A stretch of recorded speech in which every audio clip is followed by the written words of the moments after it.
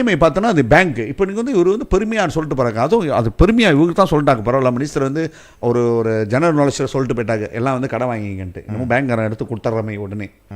50 million அங்கே இருக்குது. ஆமாம், 50 மில்லியன் எடுத்து தனியாக வைக்கலாம். 50 மில்லியன் கொடுக்குறதுக்கு அவனோட அக்கௌண்ட்டில் வச்சுருப்பாங்களா?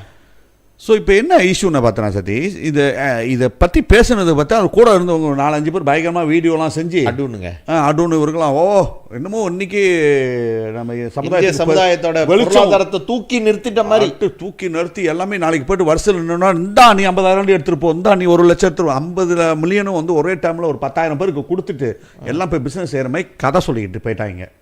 பட் அதோட process Satish is not easy. ஏதாச்சும் ஒரு கைட்லைன் கொடுத்தாங்களா? இருக்கு, இப்போ தான் வந்திருக்கு. நீங்கள் சொல்லும் போது நான் கைட்லைன் இருக்காது. இப்போ வந்து அது என்ன இது பண்ணியிருக்காங்க?